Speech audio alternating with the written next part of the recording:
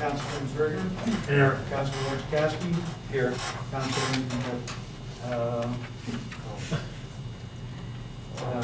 Councilman Thomas. Here. And Councilman Coles. Mayor Sherrod. Here. Please rise for the pledge of the flag.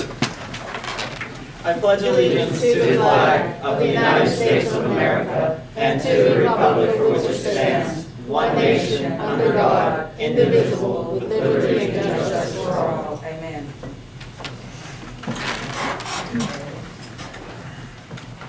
You all take a look at the minutes.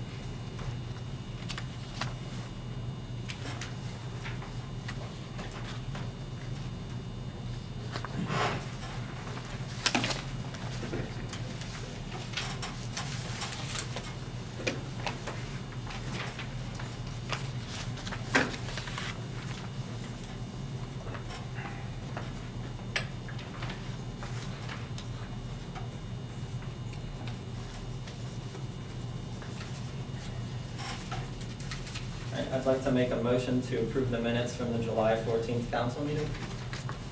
Do I have a second? I'll second it. Any questions, corrections? Call the roll. Councilman Orchowski. Yes. Councilman Gregor. Yes. Councilman Thomas. Yes. Councilman Coles. Yes. Mayor Sherrod. Yes, the minutes have been approved. Before I open the floor, I wanted to read a statement regarding the recent ruling on the Sunshine Act case that pertains to myself, Councilman Coles, and Councilman Gregor. In connection with the recent ruling, the affected individuals are evaluating their options. In the interim, the city emphasizes that the action taken at the subsequent meetings on January 29th and March 10th was not challenged in this case and continues to remain valid. These steps were taken in order to protect the city from protracted litigation and to provide more certainty in city government. The city administrator and city solicitor continue to remain in their respective positions as ratified and confirmed at those and subsequent meetings. And I do have those minutes if anyone would like to look at them after the meeting. And any questions, if you have comments or questions on it, we ask that you wait until the end of when we open the floor for general public comment, and they can be directed to the solicitor. I have a question now then, and I can do it now. And that is, my question is going to be, according to the judgment, it states very clearly that all actions taken by the Monessen City Council at its January 6, 2020 meeting are hereby declared null and void pursuant of 65 PA CSA 713. Now, unless anybody up here is a judge or a superior court judge or somebody else in that capacity, the judge's order stands. You can, I'm not saying you, and the issue I'm saying is it could be appealed, it could be challenged, God, it could be overturned, who knows? But right now, by the judge, he has declared everything on January 6th null and void. This is a viable court order. Nothing can change by it because there's nothing superseding it.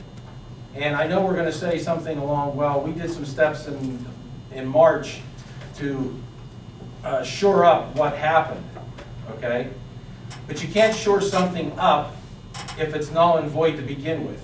We revoted on it twice. You still, Actually, we revoted on John's appointment 3 times because a motion to fire him failed. my point I want to make very strongly is all those revotes mean nothing because the judge is saying the original one was no good. That's inaccurate because there's a lot of legal questions that are still open as a result of that judgment. One, it's not on the merits. 2, the city's not even a party to that judgment.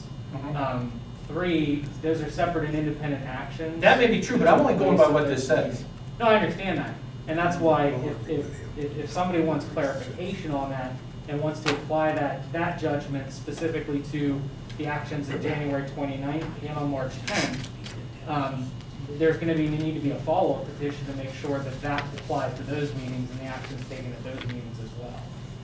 But for our purposes right now, and once again, there are 2 other cases that are outstanding, so we can't go into a whole lot of detail because they are still under litigation. But for our intents and purposes, the actions at the 2 subsequent meetings are independent actions that were taken.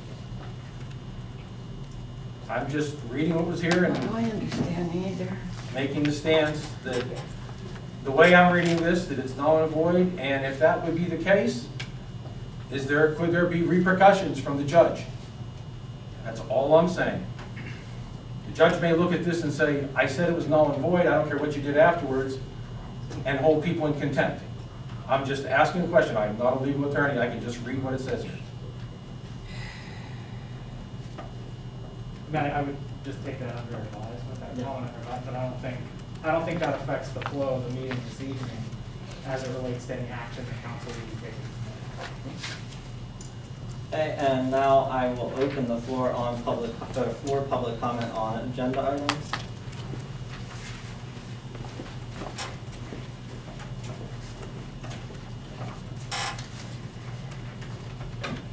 Ron Moser, 25 Colonial. Just a couple real quick questions. Some of your motions that you're making are not, I'm really not sure I understand them. One is to approve a resolution number 10-2020, a resolution of City Council of the City of Monessen approving, I'm sorry, that's the wrong one. The one before that. Motion to approve resolution 9-2020 of City Council to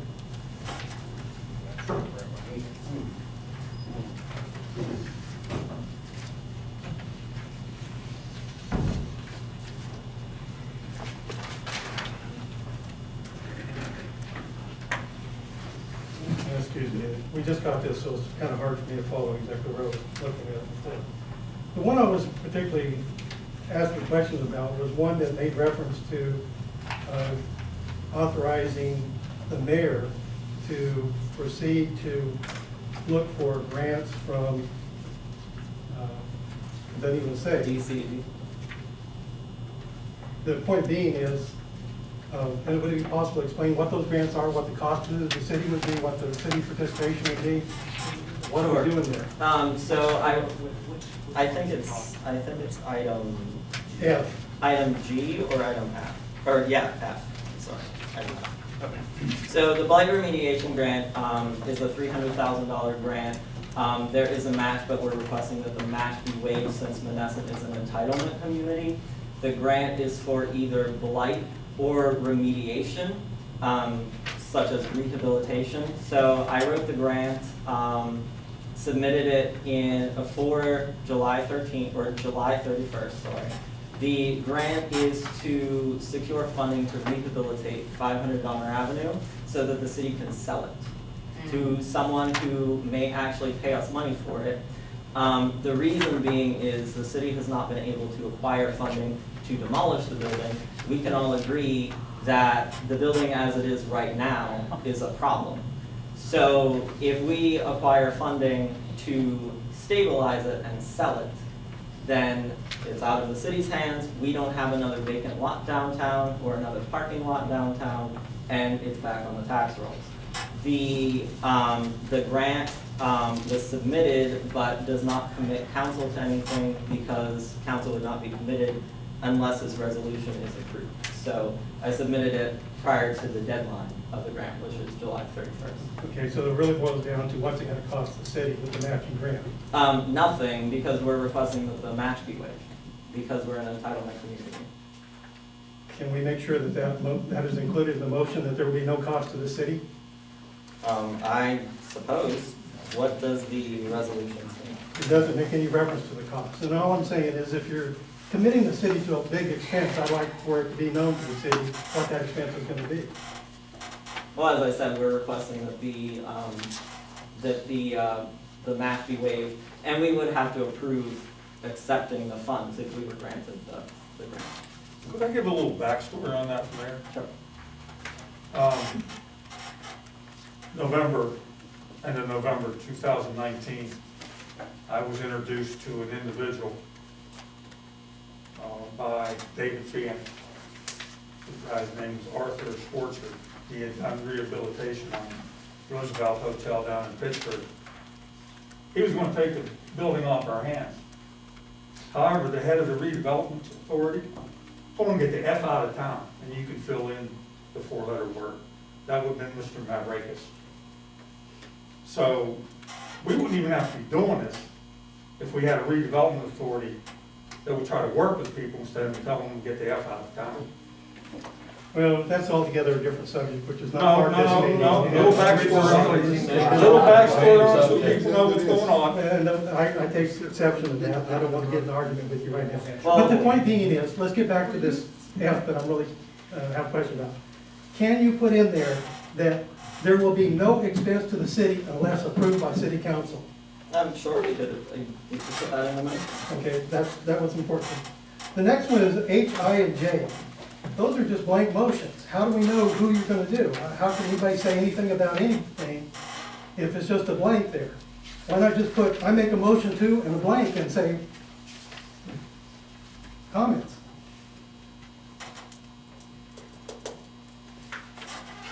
What, I mean, I can. Good question. I'll answer that. I mean, the reason that you would leave that blank is to ensure that everybody has an equal opportunity to be considered for that.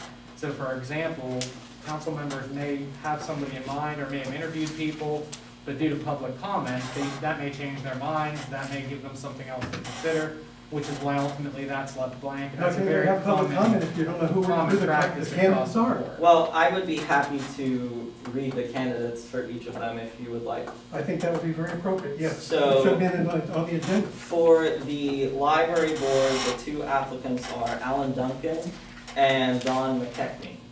For the controller, the two applicants are Ed Lee and Rosalie Nixich. And for the police board, there were originally 7 applicants, but one of them dropped out. And those applicants are Bob Stark, Karen Cosner, Alan Duncan, Yvonne Duncan, Ryan Hess, and Raynell Mays. Ryan Hess is no longer on there. Oh, is he off too? Okay. Yes, he emailed and said he no longer wants to be. Okay, I missed that, thank you. So then there are 5.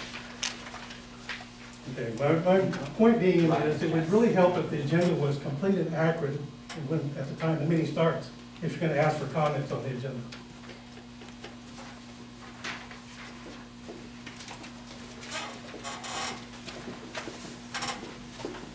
Ernie Telegraph is 29 West.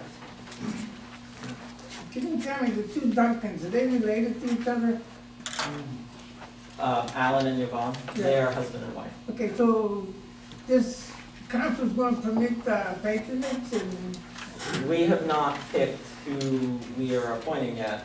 Those are just yeah, the but people that there have should be applied. 2 people that are husband and wife. Well, I mean, they applied, Well, we can't so stop what? them from applying, so. I mean, Jesse James could apply, so what does that mean? So, we gotta start having a very objective, fair, if you can't find people, then you gotta keep beating the bushes until you find people. You don't just put people together because you got 5 or 6 or 7. were wanting the job. That's right. Those are Okay, the what- people that Well, wanted what's the it. problem? Why are they not wanting the job? They want it, nobody else did. Those are the Yeah, people well, that so applied. Why do you Yeah, we think- ended up with, we originally had 7, and now we're down to 5. Yeah, for well, you gotta beat the four- bushes. What are for you 4 doing to get people positions. into this? Well, we would have the motion to advertise for the remaining Well, you vacant gotta board do that, you positions. can't just spread it around your own clicks, then that's it. Well, we advertised for. Where did you advertise that, toilet paper, That that is a other, question for John. their subscription went down at 75%, and we just advertised there, and then you pay $700 a month. Is there anything else on the agenda? Yeah, and now for the, board, the library board, okay. Who are you trying to fill in, what position? There's a vacant position from Glenda's resignation, that would be filled until December. Okay, So it's an expiring. Over the other position, Mrs. Mappus, who hasn't been going here for 5 months. That's the library board's business. But they told far me as it we're was your concerned, he's business. still on the board. I was told that you people appoint these people. We do. Yeah, that's, well, then why did you throw it back to the library? Well, she's still on the library board though.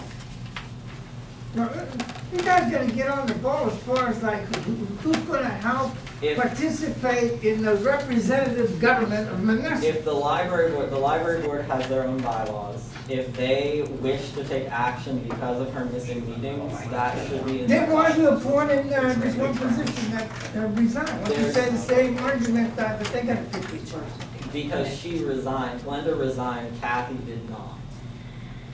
So what does that mean? We gotta, So there's a vacancy because Glenda resigned. So we appoint the vacancy.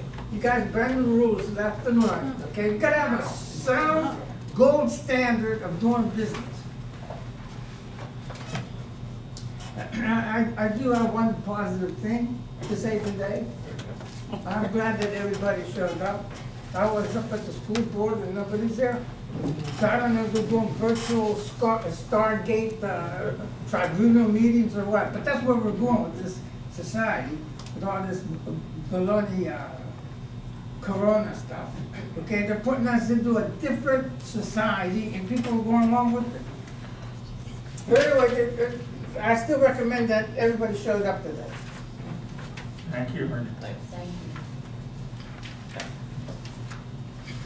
All right, we have some correspondence. I sent a letter to Kara Turner, who just had her grand opening this past Saturday for her new business at 404 Donner.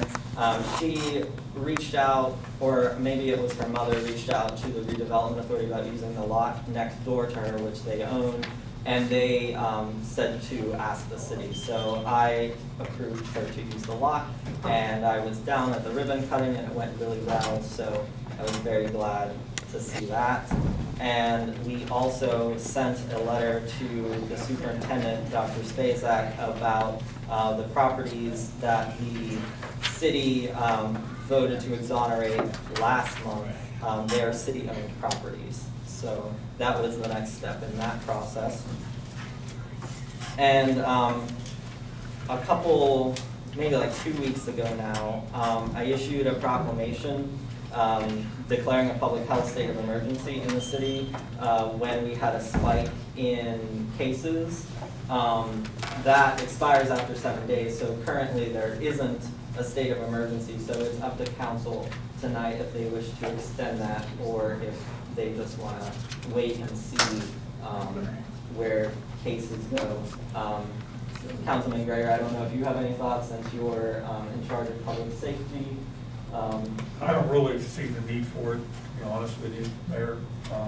As long as we're following and guided by the state guidelines, I think that covers us sufficiently at this point in time. If we have a sudden spike, I could see doing it again. But at this time, everything seems to have leveled out and is actually going down as far as the number of cases. And as we all continue to follow the social distancing and the wearing of masks, we'll be all right. Good. Anyone else? Mayor, I have a question on that, please. I'm really confused about something, and that is, last month we did the emergency proclamation, am I correct? No. Well, we did, yeah, it's in there.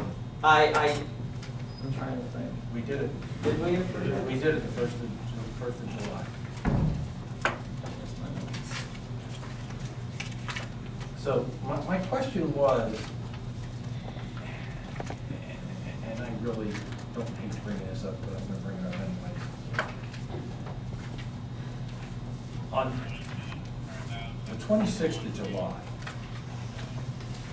I got texted or emailed by somebody that said that you had posted on your Facebook page that you might unfortunately have gotten COVID-19. That is correct. And you were going to get tested. My first question is you never told council.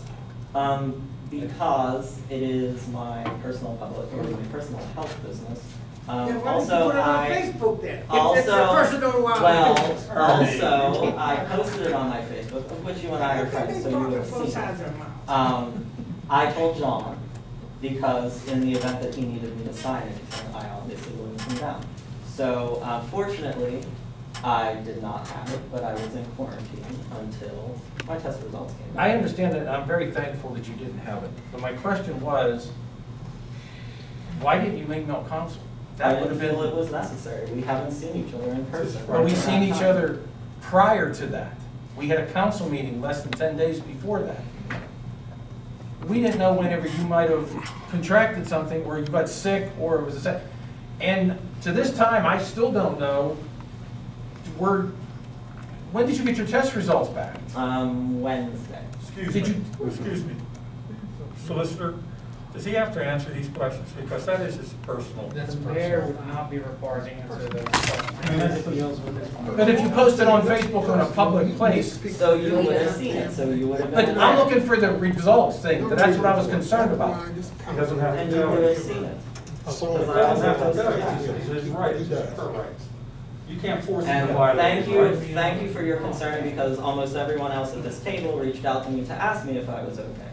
You did not, so you could have asked. So, if that was the case, then how come you were at the public opening of this one thing and you were, You mean on Saturday? yeah, Because I had my test results back before then. I got my results back on Wednesday. okay, but you didn't even wear a mask or anything. I had my mask in my pocket, I took it off for the picture. You can't have it. My personal health is not your business. sorry. So You we should, are you have to going- learn by example. Do you have any other questions that are relevant? That was the one thing I was curious about, because it didn't, I didn't know anything Anyway. about when you were done. So if You we're didn't ask not, either. I'm talking to him. if I'm we're talking to not you. I don't know this- approving a Obviously, proclamation you for never a do. health, I won't now. if we're not approving a proclamation declaring a health. I just wanted to know emergency, then we will move on. that we knew it, but you didn't have nothing on a test, that's all. Well, There was I'm nothing. here, obviously, so.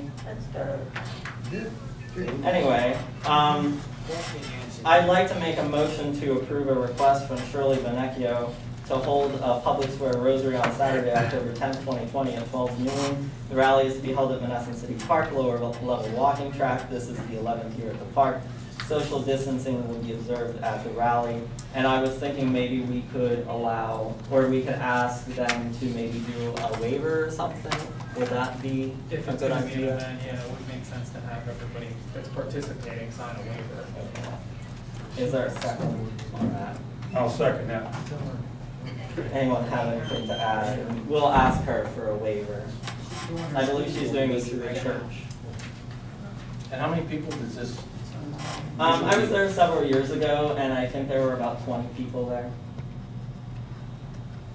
So, and it is outside, so I would think that they would space out. Are they gonna be tested beforehand? Like we had spoken before about a temperature check and everything? I mean, that's up to them. I mean, it's a public park, so I don't think we can stop them from assembling. I don't know if I mean, you can restrict people from using your public parks, if you wanted to put those restrictions. Obviously, any requirements that the Department of Health or the CDC has in place, they would need to follow regardless of what you guys approve. And I think currently it's no more than 250 people in the event, but it doesn't sound like it gets that large No. anyway. But they would need to follow any requirements that the CDC or Department of Health have in place, if you guys approve it. anything else. Should that say then upon following CDC guidelines and just add it to that meeting? Yeah, and we'll ask for them to do a waiver. Call the roll. Councilman Wojciechowski? Yes. Councilman Coles? Yes. Councilwoman Thomas? Yes. Councilman Gregor? Aye. Mayor Sherrill? Yes. I'd like to make a motion to promote David Uhas from lieutenant to captain in the police department. Do I have a second? I second. Any questions? Excuse me, Mayor. You've had a woman over here comments, and you've never acknowledged her. I'm sorry, we would have to open the floor to public comment. No, she went up She was after there Ernie. long Oh, before. I'm sorry. Yeah, she was there after Ernie. Hi, my name is Antoinette Young, and I believe my question will be to you, Councilman Greger. Yes. After the spike, and the 7-day that Matt mentioned, what are the determining factors that determine that we're good, quote unquote, as a result? Like, how do I know as a concerned community citizen that after I read we had a spike, and then how do we know it's good? Like, is there another, what are the determining factors to say that, You can go online, okay, and there is a Florida State Health website, and you can see that. What I mostly do is I pay attention to, I get reports from the COVID task force in Okay. Pennsylvania. And also, I keep a track of what's going on in neighboring communities. And you can see that as things spike, now they're coming back down, deaths are down, infection rates for Allegheny County are under 100 a day. We were actually like double digits for the last 3 or 4 days in Westmoreland County. And when I say double digits, we're averaging between 12 and 14. In fact, there has been no deaths for this week for us in Westmoreland County. So that's basically what I do, is I keep Okay. track of what's going on online. And I CDC? get CDC, you want to follow the health department's recommendations for the state, Okay. and you want to track that. Governor Wolf has a lot of information that he puts out, Okay. but, you know, it's just, it's all common sense. You wash your hands, don't touch your face, okay? You know, if someone comes in your house or you go out of here and you touch different surfaces, hopefully you have some Hand sanitizer? hand sanitizer.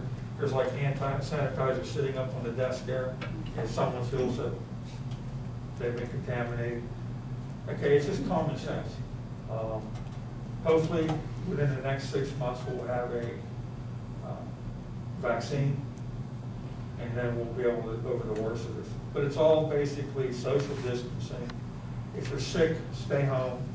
If you feel sick, stay home. Stay home? Okay.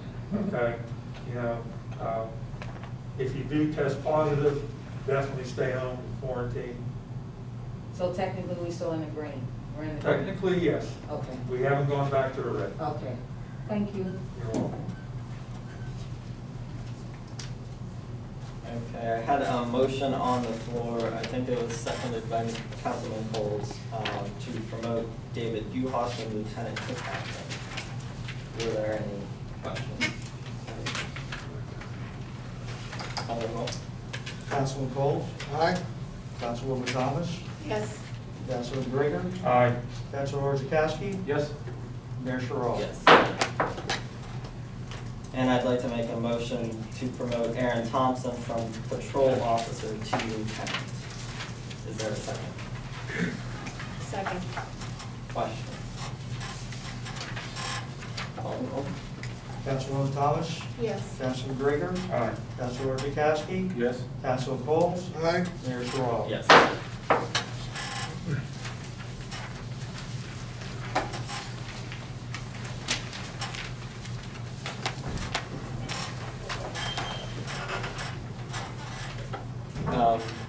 Treasurer? Mayor, I have 2 reports. First is my monthly city report, and the second one is the up-to-date for Port Gulf Collection Agency. First report. Office of the City Treasurer, Mayor and Council. Ladies and gentlemen, garbage fees and city real estate taxes collected for the month of July. Garbage fee revenues year-to-date. Current July, $4,925. Year-to-date, $338,223.29. The budget amount for 2020 was $370,000. Delinquent, July, $15,337.54. Year-to-date, $108,778.40. Budget amount, $200,000. Housing Authority, quarterly, in July we received nothing, year-to-date $30,517.50. Budget amount $67,800. 2020 total budget amount $637,800. Garbage collected for 2021, July $25, year-to-date $424.98.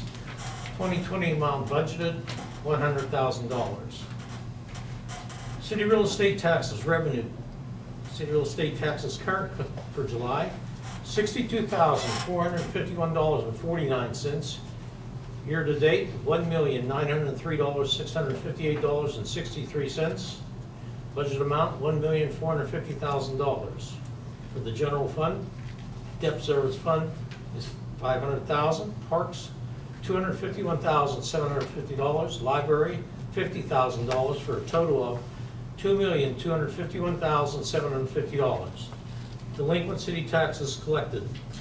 Prior years collected, July, year-to-date, $4,672.39. Budgeted amount was $4,000. We exceeded that amount. Collected by Westmoreland County Tax Claim Bureau, year-to-date, $93,494.42. Budgeted amount is $120,000. Total year-to-date taxes collected, $1,825.44. The city real estate taxes distribution is as follows. The general fund will receive $1,289,062.68. Debt service fund will receive $444,504.37. Parks will receive $223,807.97. Library fund received $44,450.42 for a total of $2,001,825.44. Mayor, I need a motion on that. I will make a motion to approve the treasurer's report as read. Is there a second? I'll second it. Any questions? Call the roll. Councilman Grigor, Aye. Councilman Orchakowski, Yes. Councilman Cole, Councilman Thomas, Yes. Mayor Sherrod. Yes. Okay, on the next report is from Portnoy. Collections. The Treasurer's Office sent out July 22nd, 2020, delinquent years accounts for 2016, 17, 18, and 19. We've sent out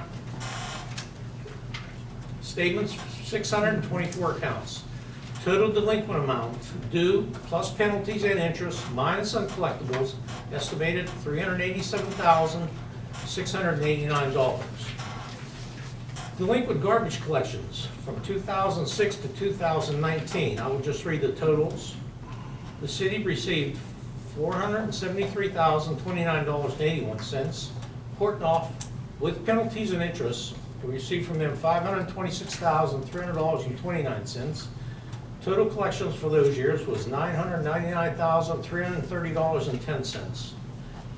2020 through July 31st, the city received $106,734.30. Portnoy, we received $2,044.10. Penalties and interest, $1,345.17. Collected after notices went out that we were going to send to Portnoy for collections, that people paid at the city instead of going to collections was $61,840.50. City stopped collecting through Portnoy law in 2015. The city stopped sending out delinquent amount reminder letters as per city council. Also, when Portnoy sends out a bill, they add a $70 fee to them. The city gets $35 and Portnoy gets $35. After all the bills are sent, Portnoy adds penalties and interest to paid bills. That is the updated on Portnoy as of we have in our office as of today. Excuse me, Jerry? Mayor? Is that in our packet? I don't have it, no. No, this was just a report that we did, and we got it finished up today. Will you get a copy of that, please? We can get you a copy. I will read the treasurer's report for the month ending July 2020. Bank reconciliation. Oh, controller's report, sorry. Bank reconciliation as of July 31st, 2020. Beginning bank balance as of June 30th, 2020. $677,826.88. Deposits $470,085.22. Expenses $371,327.46. Ending balance as of July 31st, $776,584.64. Outstanding checks $10,898.10. Outstanding deposits $23,955.44. Reconciled balance to bank statements $789,641.98. Move on to new business. I would like to make a motion to approve an ordinance number 7 of 2020 of the City of Monessen, Westmoreland County, Pennsylvania, amending ordinance number 5 of 2020 to make the failure to, that should be ordinance 5 of 2018, to make the failure to trim trees and vegetation affecting public rights of way a quality of life violation, repealing inconsistent ordinances, and providing an effective date. Is there a second?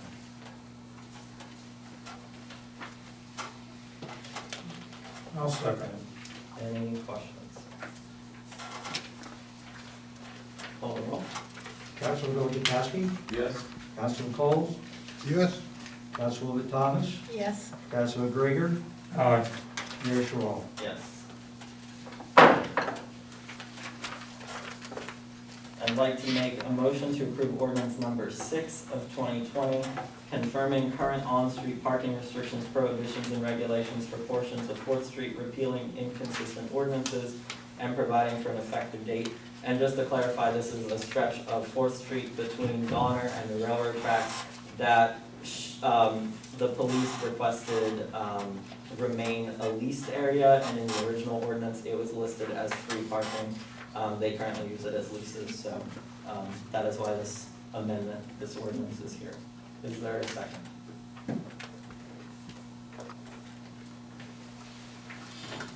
I'll second it.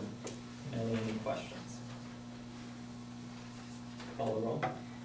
Councilman Grigor? Aye. Councilman Orchakowski? Yes. Councilman Coles? Yes. Councilwoman Thomas? Yes. Mayor Sherrall? Yes.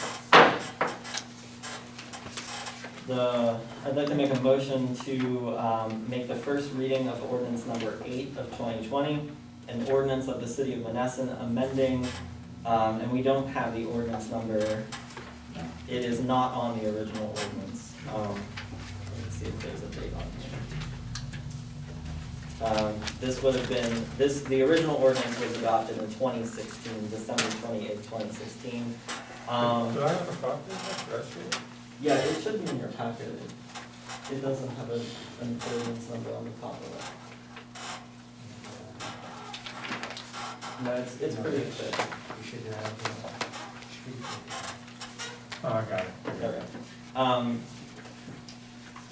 The first reading of ordinance number 9 of 2020, an ordinance of the first reading of ordinance number 8 of 2020, an ordinance of the City of Monessen amending the December 28th, 2016 ordinance to include boring or disturbance between any street or public alleyway, repealing inconsistent ordinances, and providing for an effective date. Is there a second? I'll second. John, I don't know if you had anything to add to this, because it was, you brought it to my attention. It wasn't boring, wasn't included in the original street opening ordinance. The gas company now, instead of opening up the streets, they start to bore underneath. The problem with that is you disturb underneath and then the road starts to cave in. So that was to get around the charges that we have to do to replace the streets. So what we're doing is now is that if there was any disturbance under the road or on top of the road, then it would be covered under the ordinance. Thank you. Any discussion from council? Councilman Orchakowski? Yes. Councilman Coles? Yes. Councilwoman Thomas? Yes. Councilman Gregor? Aye. Mayor Sherrod? Yes. I'd like to make a motion for the first reading of ordinance number 9 of 2020, an ordinance of the council for the city of Monessen, Westmoreland County, Commonwealth of Pennsylvania, establishing compensation on a per meeting basis, repealing ordinance number 1 of 2019 of the city of Monessen. Is there a second? I'll second. And this, if adopted, which it takes 2 readings, would go into effect with the next council, correct? That's correct. Mayor, I got a question on this. So, I thought this was tabled last time. I thought council requested this ordinance. But it failed on making changes. This is a different ordinance. Different ordinance, I made the request. So, this is the first time we've seen this. This is the first reading. This is the first one for this one. The prior one totally repealed that prior ordinance that was done before. This one changes the compensation where it's per meeting basis, and council members wouldn't get paid if they don't attend one of the regularly scheduled meetings or work sessions or anything like that during the course of any given month. So that's what this one does, which is a little bit different from that one that was presented before and failed. Just that was just a simple repeal of the prior ordinance. But wouldn't, I have a question. This is the first time I'm seeing this. So this is the first reading. Right, but this was put together by somebody. So shouldn't council have put this together, had a meeting and Who put this discussed this? together? I mean, That's my question. I prepared the ordinance at the request. We did, this is the first But time we're seeing this. it wasn't given We to the didn't know rest anything of, about some of this. us for any input. Well, this, Right, am I right, Lois? This is the first time I'm seeing it. Yeah. That's my issue, is this. No, this wasn't. This wasn't, we've never seen this before. It was discussed at a meeting because Councilman Gregor requested it. We've never seen this done. Well, I haven't seen it myself until right now. And I'll be honest with you, it's the first reading. Right, so my thing is this. We said we were gonna look at this and decide how we wanted this to read as a council. We did at that when we had the last meeting, we said we wanted to keep it, but we were gonna meet as a council. It's on camera, that we were gonna meet as a council and change it together, that we were all in agreement with it. We did. Oh, I don't know about that. My memory's not as good as yours, obviously. However, if you want to delay this, it doesn't matter to me as long as we get it done, because we have time. It goes into effect after the next election. I mean, actually, we could pass it tonight or approve it tonight. You can read it, decide whether you liked it or not, or you want to change it. The sooner the better, as far as I'm concerned, because just missing a meeting, So my thing is I really this. have an issue with that. If it doesn't go into effect in January, and it's hard to talk with this, It won't be. why wouldn't we just do this at the work session and approve it at the next council? I have no problem I have with no, that. that's all. Well, you'd have to have 2 readings at regular. And that's fine, times. it'll be done before January. Well, But I think we should be able to discuss it. It would be 2022. Right, so then we have plenty of time. So I just think that's what work sessions are for. We should do this at the work Well, session. it would have been nice if we could have had it. Right, but we didn't. That's all we're asking. Let's table it till we can do this at the next work session. Who made the second? Gil. Gil, do you want to, I rescinded it. okay, I rescind I the want- motion.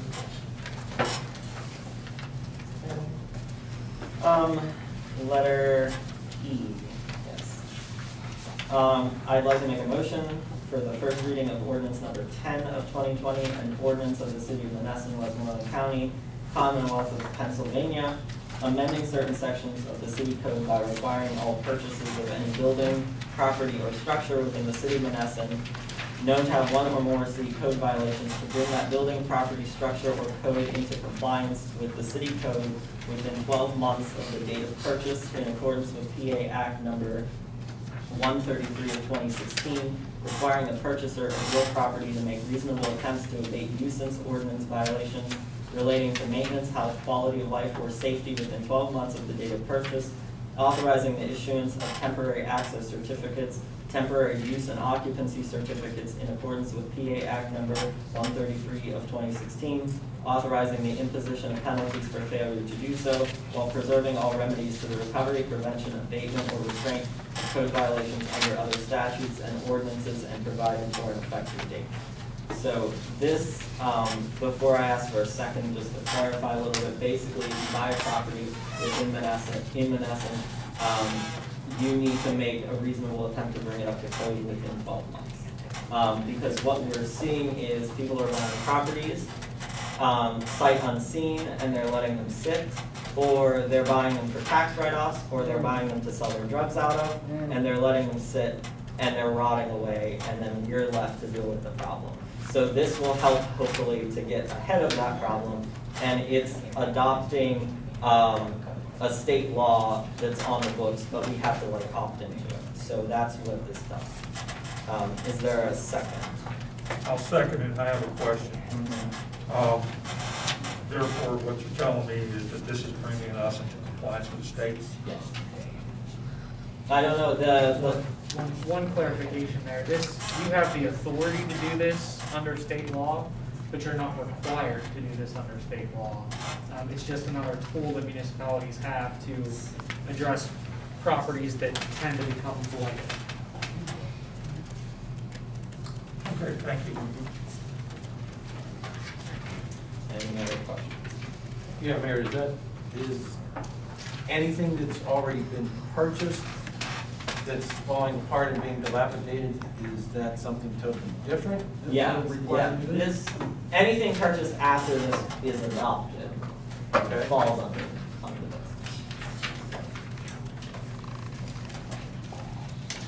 Call the roll.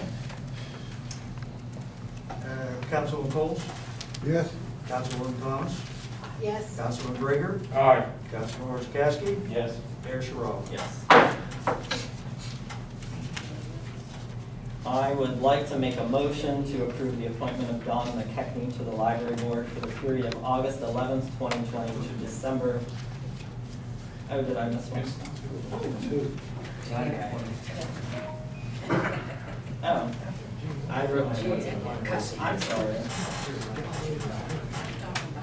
I wrote my note. Okay. I'd like to make a motion to approve Resolution 9 of 2020 of the City Council of the City of Monessen to request a blight remediation program grant from the Commonwealth Financing Authority and authorizing the mayor and city administrator to execute all documents related thereto. And as stated during public comment, we will include in that motion that the grant will not be approved unless there is no cost to the city. Is there a second? I'll second. Any further questions? I know we touched on it at the beginning. Yes, Mayor. This is the $300,000 Correct. that has match? Correct. We are requesting that the match be waived because we are an entitlement community. I understand that. This is the stuff you sent us documentation for $500. On the letters of recommendation, are you on any of those boards? No. Well, I am on MCDC, yes. Okay, so there could be a conflict of interest? I don't believe so. Well, I'll let the solicitor ask that question. So help me understand, so there were letters of recommendation for Support this letters. project. Support letters from organizations, and you are a board member on at least On one of those organizations. Is that organization, does it have a property interest in the property, or will they receive any property interest? They're not gonna enter into a contract for the building? No. Are they going to be a contractor to do any remediation work or anything associated with it? So it was purely just for recommendation purposes?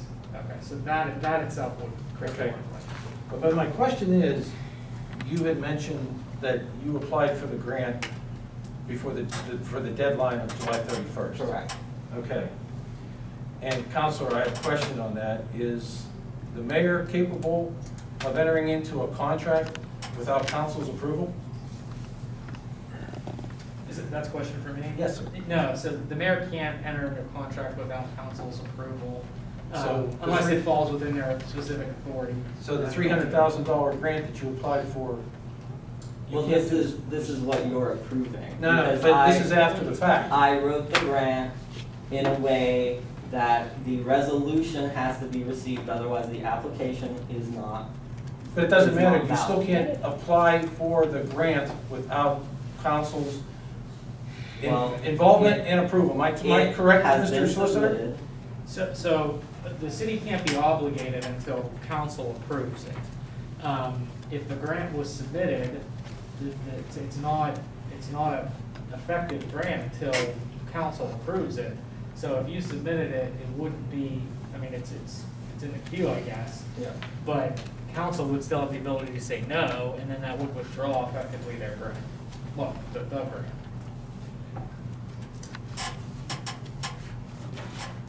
When was the deadline again? July 31st. And that would be for what? If we did get it, it would be $300,000 to help alleviate the blight on that building? Yes, to stabilize it in an effort to make it more appealing to sell it, because it is owned by us. It is, but I question the reasoning why we're putting money into a money pit. After talking to several engineers and people that I know that are familiar with that sort of work, the building is salvageable. And since the city has not been able to acquire funding to demolish it for the last 5 years, I thought it would be nice to try a different approach. We could all agree that the building is a problem. So if we fix it and it's out of our hair, that's just as good as if we tear it down and it's out of our hair. I appreciate that, but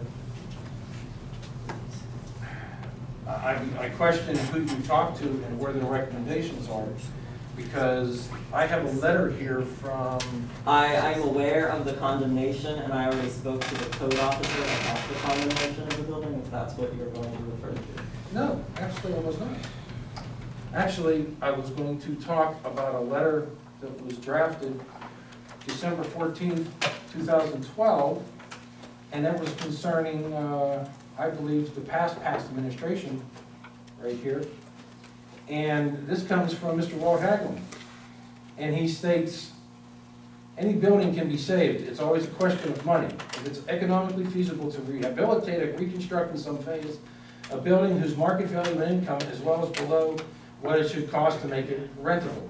The rear wall is partially collapsed. This is $500. Which has since been fixed. That's the back that was stabilized shortly after. But the one side's been knocked in because accidentally Morgan bumped into it. Well, that I don't know, because I don't know. Okay. The roof has been opened up to the weather for the last 15 years. The upper floor has collapsed inward. The cost of restabilizing is wasting money, in my opinion. This is from our CDBG consultant. And I disagree with him. Well, And again, if we're gonna talk about cost, so I would say to tear down the building, since it's framed in steel, since there's an aqueduct constructed under the building, and it's covered in stone, it would probably cost around $500,000 to $800,000 to demolish. So are you planning on the city selling a 44-foot by 100-foot lot for $800,000? Because I don't think anyone in their right mind would buy that. no, but I also don't think anyone in their right mind is going to put $7 million into a building that you It never would even know. not take $7 million, and if we get the funding to stabilize it enough for someone to build it or to do something with it, then that's on them, not us, to bring it up to code. That building, we also looked into, and it accidentally fell apart on the state level, was we were looking for the National Guard to come in and actually demolish it. I am aware. I don't know if that program is still available for 2021 or not. They got backed up because of funding, and they weren't able to get their funding for the 2020 calendar year. So I don't know where that falls, but they were gonna come in and demolish it completely. Well, if we get the funding to fix it, then we'll have a building that we can put back on the tax rolls instead of an empty lot. Your $300,000 isn't gonna do It is anything not for them. going to, but it might make it more appealing for someone to purchase it, and as Councilman Gregor mentioned, someone was interested in the building and they were told to go away. Now, that I can't speak of because I'm not on the redevelopment authority. And that wouldn't make much difference. That doesn't make sense to me anyways, for the mere reason, even if the redevelopment authority and someone made that comment, they didn't own the building, the city did. That is correct. So I'm like, that kind of doesn't hold water. I mean, that's I don't know. his conversation. So. I wasn't privy to that conversation. Well, I was, and Dave Finn was, and so if you doubt my word. Well, I got your word, I just said. I'm speaking, please. Mr. Feehan actually introduced me to the guy, and the gentleman told me what had happened. He had looked at some other properties in town too, and there was a mini mall, was another one, and I had been approached by someone else about that. This guy wanted the building because his words, not mine, it had good bones. Again, Mr. Feehan was the one that introduced me to it. And the guy wanted the building. He probably still would want it, except this time right now with COVID-19, kind of difficult to get anything going. But as far as if we get a grant for this, if we don't get the grant, there's $300,000 we don't get. If we get a grant for $300,000, we can do something, salvage that building down the road.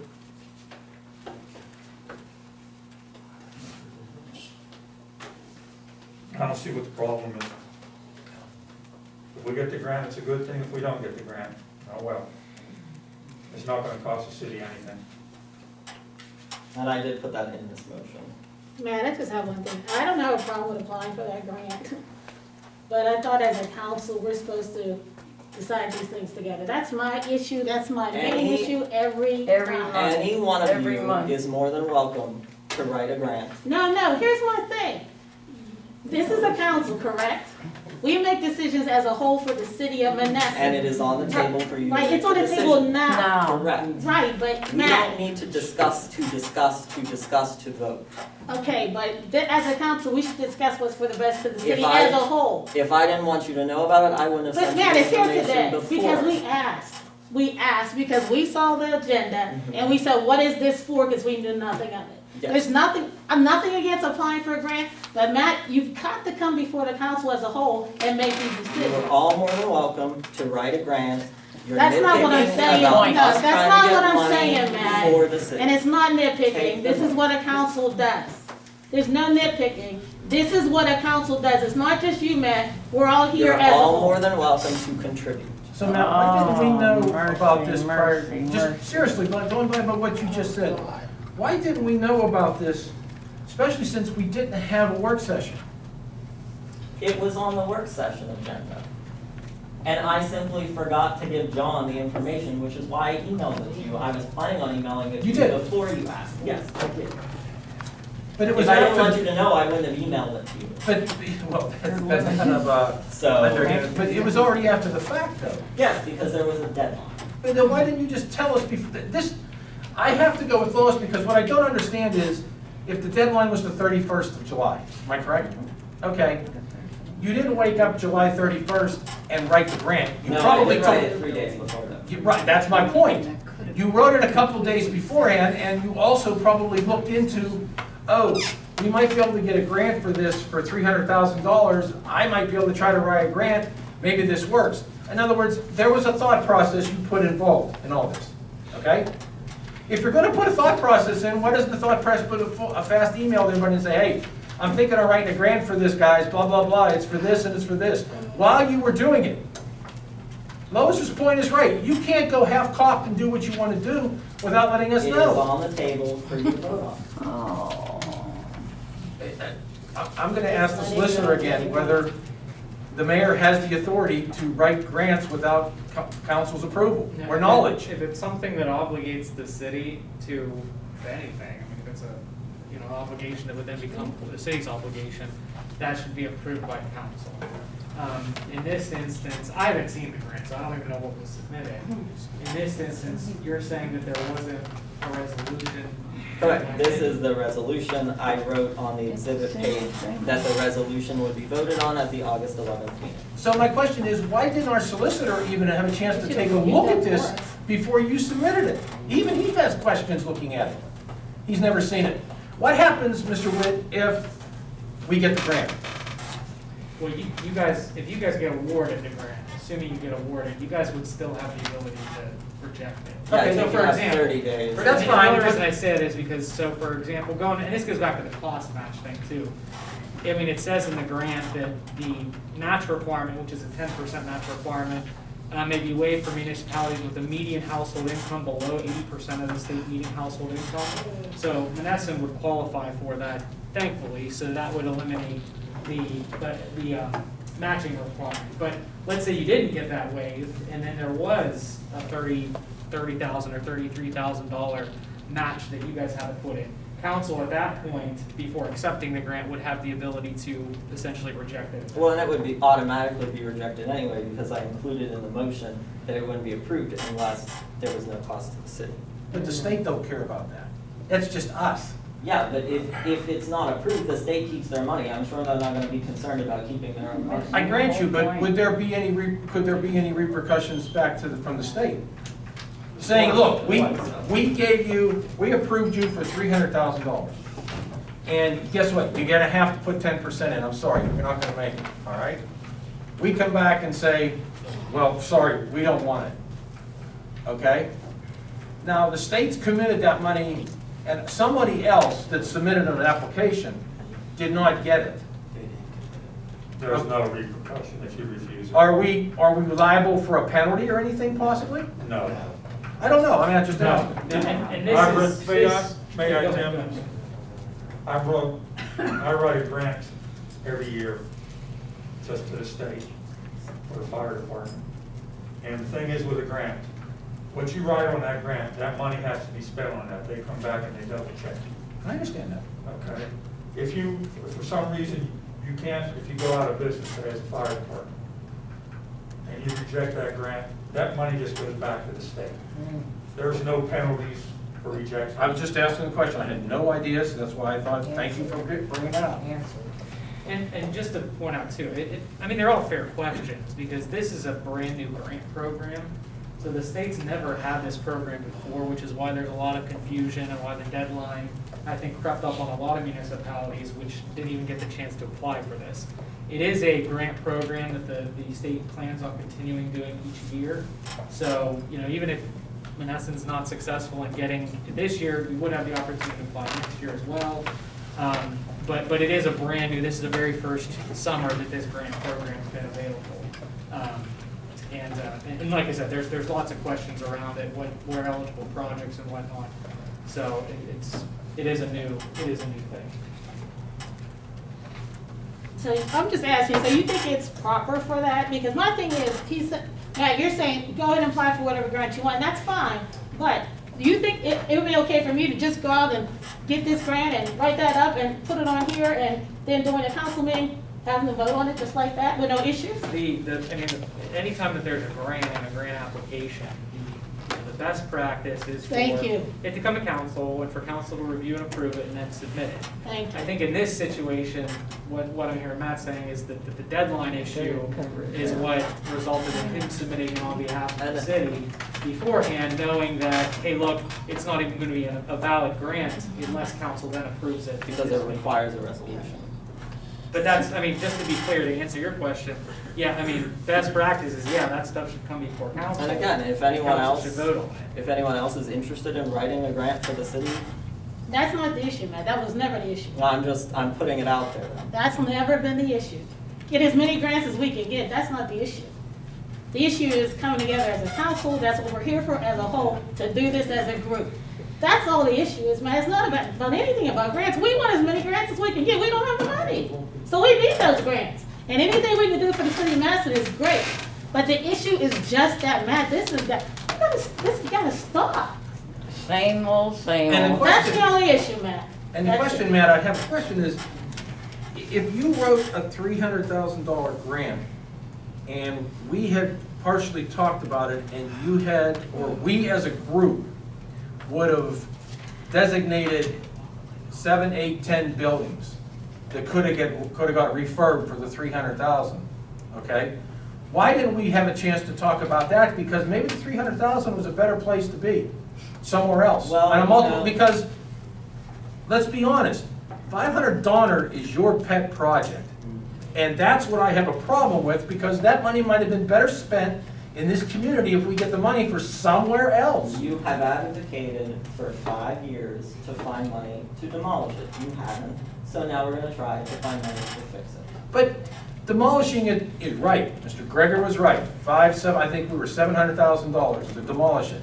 That's a far cry from a couple million it's gonna take to turn around and put that thing, so it's If it's, I habitable. believe it's 1.2 million, and if it's fixed enough that we could sell it to someone who will pay that money on their own, then it's not our problem. Then if they don't fix it, they get cited. But right now, it's our problem, because we own it. I've said my piece, thank you. Call the roll. Councilwoman Thomas, No. Councilman Gregor, Aye. Councilman Wozzachowski, No. Councilman Coles, Aye. Mayor Sherrod. Yes.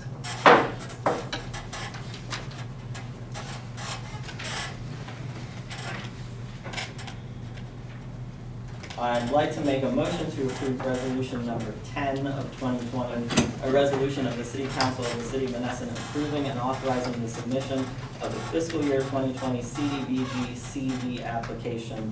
And this is for the CARES Act COVID money. So it's reimbursable for COVID-related expenses in the city. Is there a second? I'll second that. Any questions? Call the roll. Councilman Gregor, Aye. Councilman Wozzachowski, Yes. Councilman Coles, Yes. Councilwoman Thomas, Yes. Mayor Sherrod. I'd like to make a motion to approve the appointment of Dawn McKechnie to the library board for the period August 11th, 2020 to December 31st, 2020. And this is filling the remaining term of Glenda Mavericus, who resigned earlier this year. Is there a second? Second. Any questions? Call the roll. Councilman Gregor, Aye. Councilman Wozzachowski, Yes. Councilman Cole, Yes. Councilwoman Thomas, Yes. Mayor Sherrod. Yes.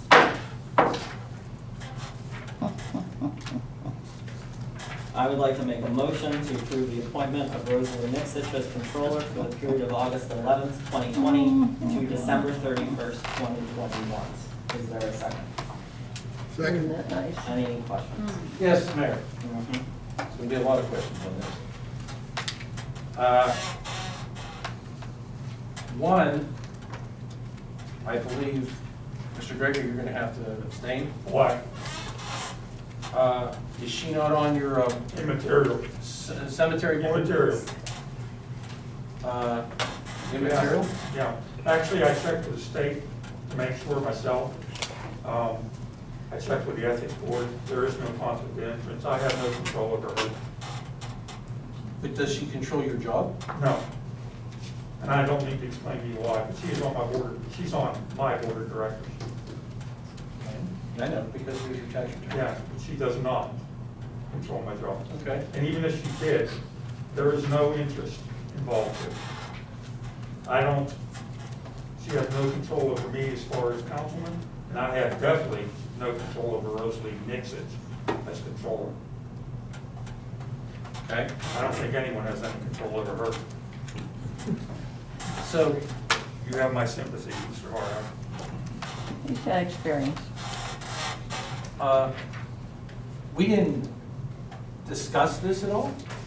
We Um, get two candidates? You did, and you were told that you could reach out to them for interviews on your own to ask them questions.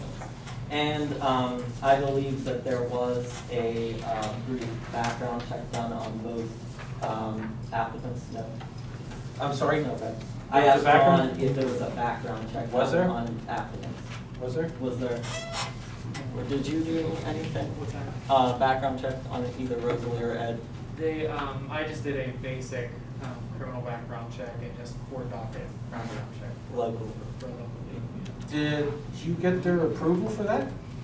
No, it's, you can search that on the public docket, so there's no approval that's required for that. For a background check, for a criminal background check, you need their approval and their permission. Not to search a public document. For the public docket, you mean anybody can go on there. You could do this, look at the same. Because we're gonna get a lawsuit on that, I guarantee you. To search public records? No, telling somebody you're doing a background check on them. What? I'm serious, I'm assuming it's gonna come. You do have to, when you do a criminal background check, when we have volunteers come in, we do a criminal background check and we have to get their signature for us to be able to do that. It was a docket search. Well, we're asking for criminal background checks, that's what we're asking for. Well, we should also, and just for like future, we should adopt some sort of resolution for hiring procedures and appointing procedures, putting something in place in writing saying, we're going to do this background check, we're going to do X, Y, Z for these appointments, so I that. thought when we were interviewing for other positions, we said that we were doing criminal background. I don't believe we said it for this, but we should put it in writing to cover everything. Do you not remember us saying that? For controllers. Criminal background checks, right? Yeah, that we wanted to do Yes, we background did. checks. Yeah, but we should have something in writing. We don't. We don't, but we did, as a group, we said we were We doing need- criminal we need- we background need a checks. resolution. And that's fine, but we did say, as a group, that we were doing criminal background checks. At the last ones, when we were hiring people, we were gonna do it for all our employees and And employees. we did do it for the recent employees that was Right. hired. Right, so why are we not doing it I now? have a question. You're saying this was just a docket check, you just Right. online check the docket. That's all it was. Well, if I did that to Lowe's, is that illegal? No, it's just a docket, it's not a criminal background check, But what we were talking about. we didn't do criminal background checks on these people, we just did a docket. Right.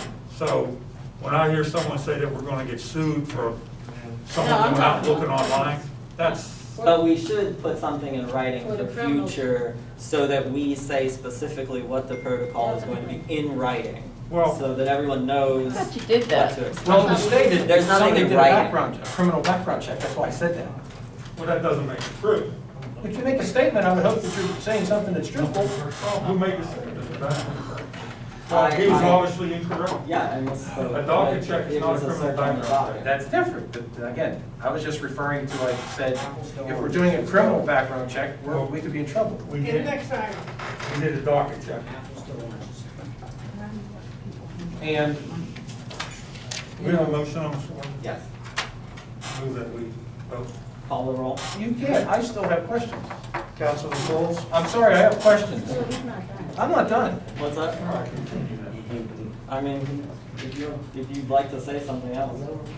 Yeah, I mean, my question is, everybody that seems to have been on your library, I mean, your cemetery board now has something to do in the city. And, What is this? oh, I got some elected votes. This is the same old, same old. I mean, this is the same thing that happens over and over. This is ridiculous. Same I one. mean, because I know these people, and I know their company. Well, what's wrong, what was wrong with Mr. Lee? Nothing. Nothing was wrong. I do like Eddie as a friend, and Eddie seems to be good at what he does. So what we Now, let me should. finish, let me finish. Sure. Thank you. I also know Rosalie's background as far as being the city clerk. She has vast experience down here, 30-plus years. She also has a reputation as being extremely hard on expenditures. Okay, so, No, I was rudely interrupted. She has this experience. She was city clerk.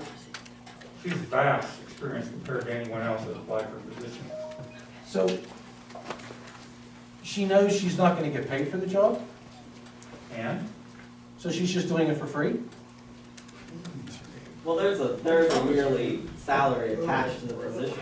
You do realize, under third-class city code, a retired person that's getting a pension from the city cannot take a position like that without forfeiting their pension. That's another employment position. So Well- this is a public this is a official. public official. So that doesn't count? No. That doesn't, that puts it in a totally different category. Controllers and elected. I mean, you raise a good point, because there is a rule that says if somebody's employed and they retire and they're taking a pension, they're not entitled to then be re-employed by the city in that same or a similar capacity. Since this is a public official position, that, has different roles and a very different set of compensation, and it's specifically spelled out as an identified position under the third-class city code as a public official, that would not violate that rule. Really? Call the roll. Councilman Bowles? Councilwoman Thomas? No, Councilman McGregor, Aye. Councilman Orchakowski, No. Deputy Mayor Sherrill. Yes.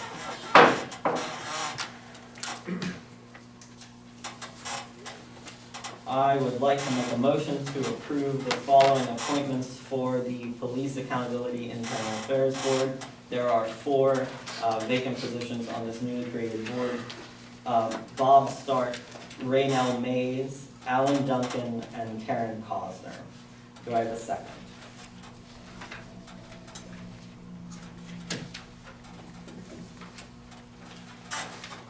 Can I make a comment? I'm not comfortable with having only 5 people applying for this position and putting 4 of them on there. I just, when it was 4 out of 6, we had a better And choice. 7. Then it was, 4 out of 7. I would like, if possible, I'd like to table this for a month. Do you want to re-advertise it? I would. I really would. I know it's an extra expense. I'm just not comfortable with the 4 out of the 5. Could we, since we have other vacant board positions still floating out there from even last year, I know none of them, there were several of them that weren't filled. Could we do a motion to advertise for all the vacant board positions and list them? Even to request letters of interest for all of them. Yeah, If- because then that would Yeah. encompass this too. Yeah, another thing here too, this is such an important position. I would have been much more comfortable interviewing some of these people. And yeah, it was okay, we could contact whoever we wanted, but I'd have felt much more comfortable if we'd actually had 3 or 4 people to talk to these folks. Myself. Then I have to raise this issue. If, I didn't feel comfortable voting because we didn't interview. But we didn't interview for controller, we didn't interview for the library board either. And you should have. That's true. That's okay, if you want to vote for them, go No, ahead. I'm just saying, so if that's the case, let's interview for everything, put everything on hold. I really think we should have interviewed as a group, but we didn't. That's right. Well, there was only 2 people for the other 2 positions, so. Okay, you picked 2 for the position, there were 2 for controller for 1 position, 2 for library for 1 One position, position. and we have, what, 5 for the other, for Yes. 4 positions. Correct. So how's that any different? Same thing. We either gonna interview for them all, or we're gonna just vote on Hey, it. if you want to vote on them, vote on them. I'm just saying, If you want to vote on them, vote on we them. can't pick and choose. We got, like you said, be consistent, let's be consistent. I can't Call the roll. pick and choose. Or did I have a second? I don't remember. No. I just disagree, I don't think we should, I think we should interview for them all, I really do think we should have, and we didn't, I think you're right. we No, didn't. number 1, the controller one would go to the judge. Because, On the 13th.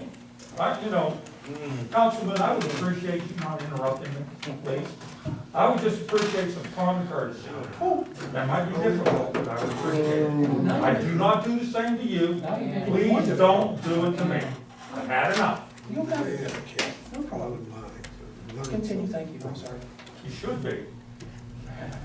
I just felt we should have interviewed for them all, Dawn, that's all. Well, the one of them you just can't.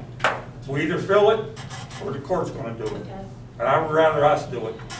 That's Even if it's a fine. 3-2 vote, at least council did. No, I agree, if we don't, I'd rather have our own decision in that, but as far as the other 2, we should have interviewed. If we're gonna interview for one board, we should have interviewed for the other board too. Then vote on it. I have no Right. problem with that. I just think we should have interviewed. I don't have a second. There's no second. Is there a second? To, motion to approve the appointments of Bob Stark, Raynell Mays, Alan Duncan, and Karen Cosner to the Police Accountability Board. Is there a second? I'll second, and what, you're gonna have them come in and pick? Yes, Take what, this out? what I plan to do is, as we discussed before, they'll pick a number, 1 Right. through 4, and that'll determine, term. how long their term is so that it's staggered. Okay. And is it everyone's understanding that that's part of the motion for the selection process? It wasn't in Yes. there, we should probably add that. Do you want to add Yeah, that in? I will add that. So, as part of the motion, to approve the appointments of Bob Stark, Raynell Mays, Alan Duncan, and Karen Cosner to the Police Accountability Board, they will come in and they will select a number, from a bowl or what have you, 1 through 4, to determine their term. Are you gonna have them all come in at the same time? I feel that I should, We yeah. should, yeah, Mhm. definitely. Yeah, Mayor, is this a new board? Is this something that's there's before to? yeah, 4 If we're plus. unaware of that, you're talking about. it, you're really- This was created several months ago. It is a new board. I serve as the 5th position. Okay. And so you second that with the, Additional. okay. Is there, Councilman Coles? Aye. Councilwoman Thomas? Yes. Councilor Gregor? No. Councilor Chakowski? Yes. Mayor Sherrod? yes.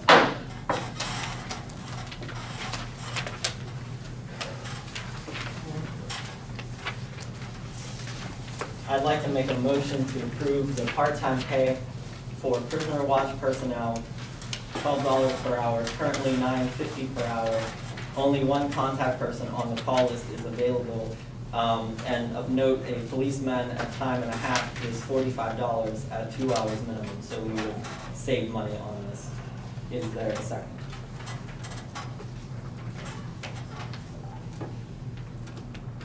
I'll second.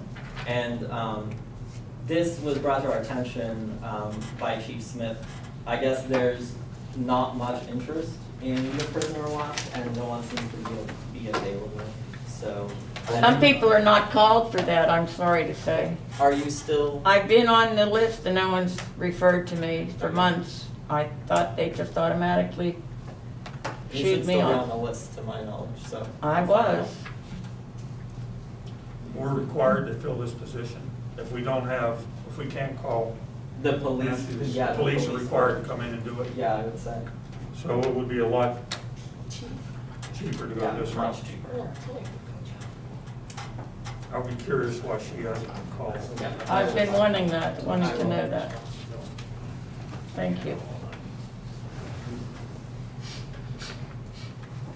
Call the roll. Councilwoman Thomas? Yes. Councilor Gregor? Aye. Councilor Chakowski? Yes. Councilman Coles? Yes. Mayor Sherrod? Yes. And I'd like to make a motion to advertise for a part-time position as prisoner watch personnel, must be over the age of 18. And I think I again, fit that that. goes into, I guess there not being enough available. And we will require a criminal background check. probably add that.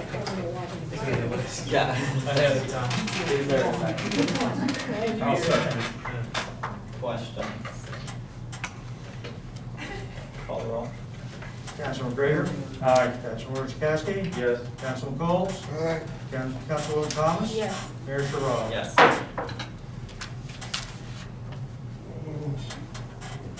And the police report.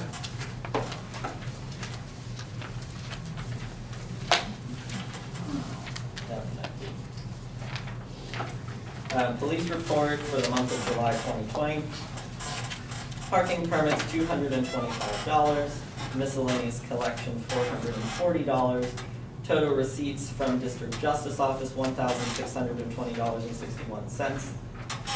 Total receipts collected for July 2020, $2,285.61. The total arrest for July 2020 is 60. So there were 24 traffic arrests, 9 non-traffic arrests, 21 criminal arrests, 6 warrants. Year-to-date total is 549. Mileage, total miles, 6,042, with an average of 194.91 miles per day for July 2020. And call log for July 2020. Total monthly calls, 588. Year-to-date is 3,800, and just some highlights on those calls. There were 13 alarms for commercial, 17 alarms for residential, 12 animal complaints, 1 arson, 3 assault, hands, fist, feet, 105 assist EMS, 18 assist fire, 3 assist other LEA, including code enforcement, 2 ATV complaints, 3 criminal mischief, 2 criminal mischief auto, 4 criminal trespass, 2 defiant trespass, 24 domestic complaints, 15 fight affray, 3 all other firearms violations, 18 follow-up investigations, 14 hearings, 11 identification checks, 3 juvenile complaints, and 129 miscellaneous calls for service, and 29 patrol checks, including county-owned property. And And that's all I have for the police report. Councilwoman Thomas? Good evening, everyone. I'm gonna read the street report for July 2020. They got garbage twice a week downtown, answered 30 PA1 calls, put up signs throughout the city, cut city properties and sidewalks, sprayed weed killer throughout the city, cold patched several roads, fixed pipe in the ditch line off Grand Boulevard, answered several complaints, painted curbs throughout the town, and helped the Parks Department as needed. Councilman Worzachowski? Parks Department report for July 2020, cut city parks and ball fields, put up new swings in the parks, put mulch down onto the playground equipment, helped the street department as needed, and got pavilions ready for events. That's my report, Mayor. Councilman Gregor? How's everyone doing tonight? Code enforcement office financial report. Plumbing licenses year to date, $1,250. July building permits, $50. Year to date, $2,663. That was $550, sorry. I'm sorry. You're correct. Sorry. Thank you. $550, excuse my mistake. Demolition permits, $100. Year to date, $175. Mercantile machines year to date was $600. Chicken permits was $75. Street opening permits year to date, $30,764.33. Magistrate code enforcement year to date, $484.26. Sign permits for July, $275. Year to date, $1,025. Eat and drink license year to date, $300. Health inspections, July, $75. Year to date, $725. Habitation permits for July, $1,430. Year to date, $5,795. Yard waste pickup, $150 for July. Year to date, $445. Unsewered line usage for July was $288. Year to date was $6,480. Income for July was $2,868. Year to date was $50,781.59. Code enforcement activity report. Habitation permits, 15. Correction letters, 108. Animal complaints, 1. Miscellaneous complaints, 108. Hearings, 2. Health licenses, 2. Building permits, 1. Demo permits, 1. Office meetings with residents was 7. Zoning permit was 2.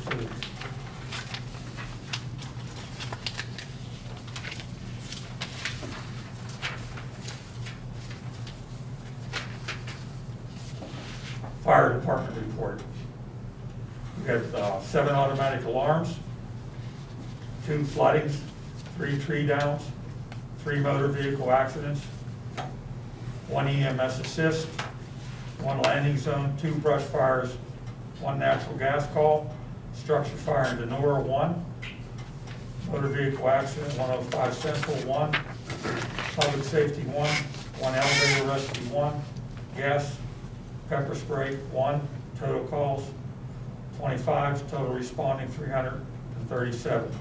Average responding per call, 13.48. Total man hours, 261 hours.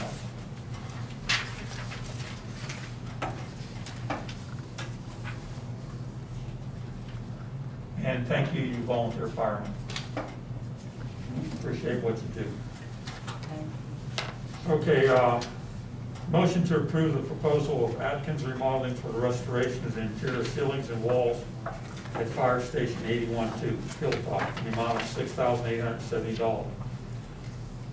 The interior damage was a direct result of the roof not being repaired in the past 5 or 6 years.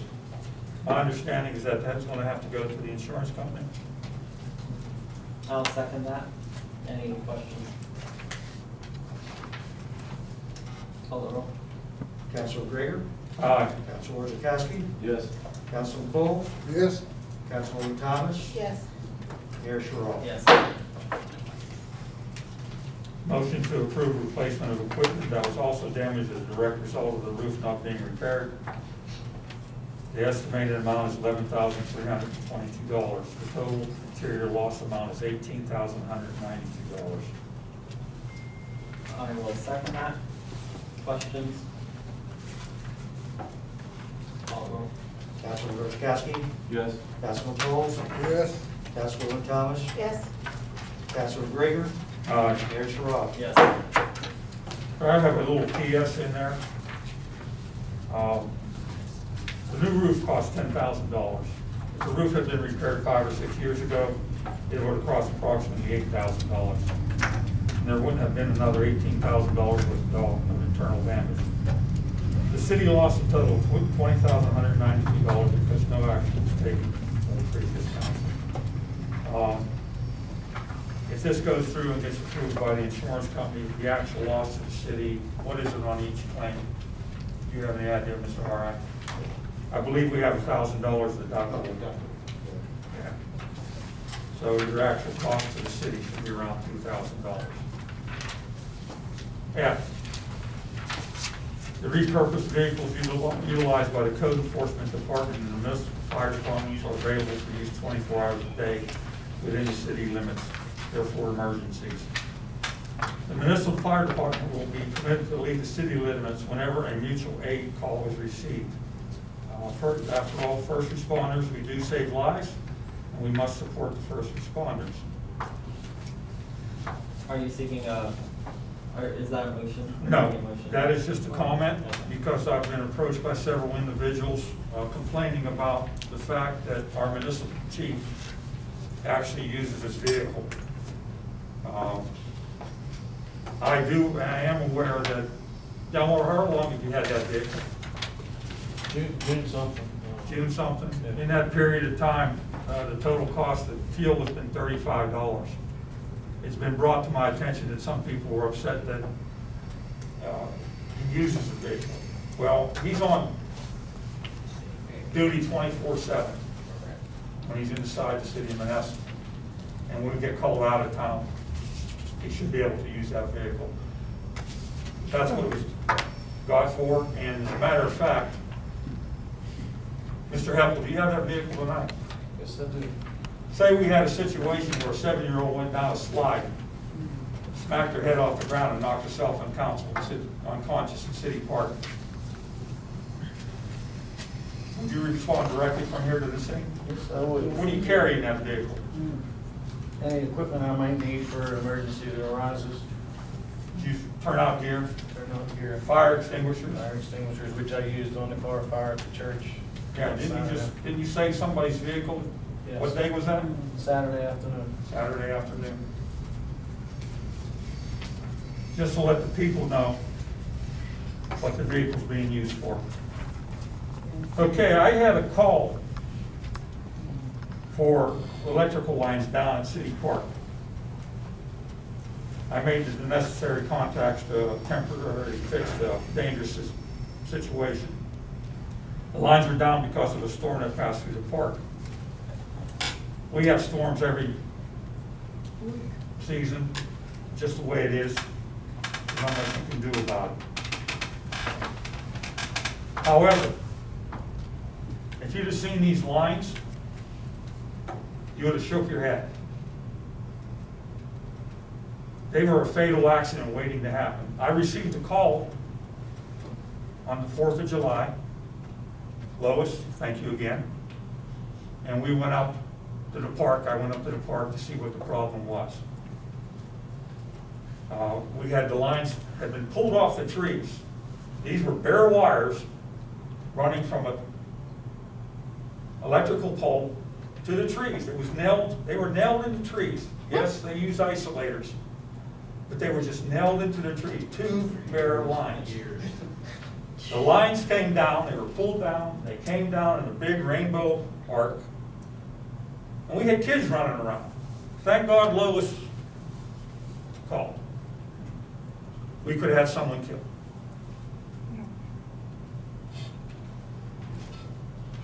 That's a hazard. That has to be taken care of, has to be addressed. Now, I contacted Mr. Harai, who got hold of Chris Electric, and they made the necessary fix for that day. We have also given an order to Chris Electric to make all the necessary corrections so that no one is in danger in the future. The one 200 amp service will be split into two 100 amp services. The wiring will be replaced underground in conduit. All high pressure sodium lamps will be removed and replaced with LED lights. The new lighting installation of 18 fixtures will improve the general safety of the park, and the energy savings will continue for the future. The total cost will be $13,300. I'd like a motion to approve that. Second. Is there a question?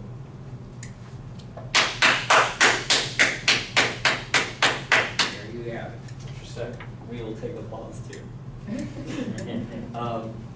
Call the roll. Councilman Orchakowski? Yes. Councilman Coles? Yes. Councilwoman Thomas? Yes. Councilman Gregor? Aye. And Mayor Sherrod? Yes. I do not have an EMS report. Councilman Coles? Yes, thank you, Mayor. The following is my report. I'm asking for a motion to approve the transfer of funds from the general fund to park fund and health care in the amount That's what he of uses it for. $111,909. Second question? Call the roll. Councilman Coles? Aye? Councilwoman Thomas? Yes. Councilman Gregor? Aye. Councilman Orchakowski? Yes. Mayor Sherrod? Yes. I'd like to get a motion to approve the payment of invoices from the general fund in the amount of $268,954.61. Second, and I just want to add that there is a line item with my name on it. It was a reimbursement. I purchased this audio recorder because the previous one died. So if anyone would like to see those receipts, they are in John's office. Any questions on the general fund? Call the roll. Councilwoman Thomas? Yes. Councilman Gregor? Aye. Councilman Orchakowski? Yes.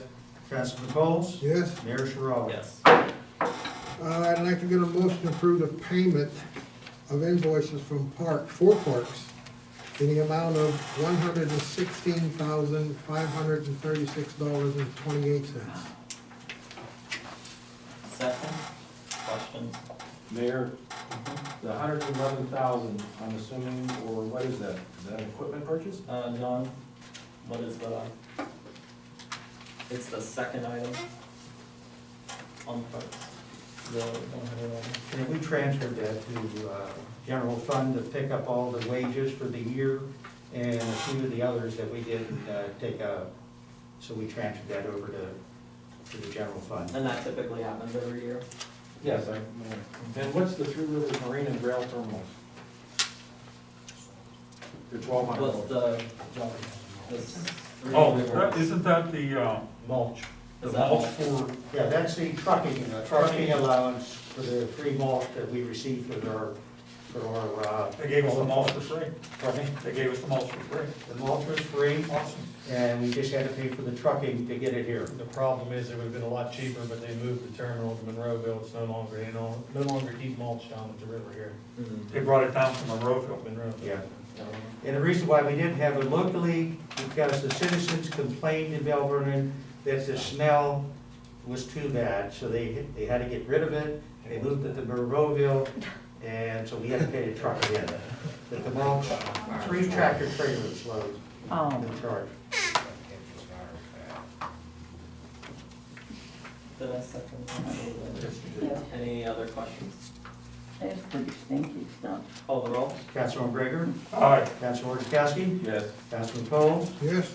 Councilwoman Thomas? Yes. Mayor Sherrod? Yes. I'd like to get a motion to approve payment of invoices for recreation in the amount of $424.56. Second, question? Call the roll. Shame. Councilman Orchakowski? Yes. Councilman Combs? Yes. Councilwoman Thomas? Yes. Councilman Gregor? Aye. Mayor Sherrill? Yes.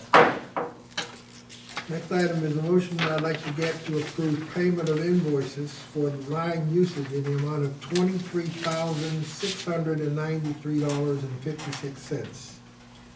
Second, questions? Call the roll. Councilman Orchakowski? Yes. Councilman Combs? Yes. Councilwoman Thomas? Yes. Councilman Gregor? Aye. Mayor Sherrill? Yes. Item F, all invoices due for payment in 2020 are current. Item G, large amount balances at the end of July in the general fund is $771,521. Liquid fuels, $119,208. Parks and Recreation, $148,689. That completes my report. Thank you. And just to add, I believe the line usage account is 43,000. Yeah. So that should be 43,000. I will open the floor to public comments.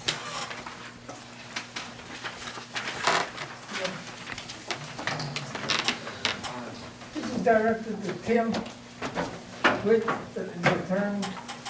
Now, you've been coming all year, and you can see most of the time it ends up becoming a spaghetti here.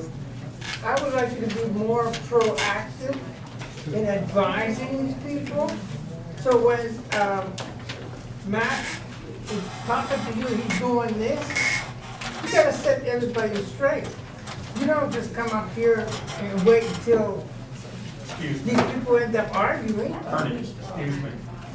He's there, and we asked him for comment. He's not there to give us. Well, he says he got communications from Matt when he was doing that.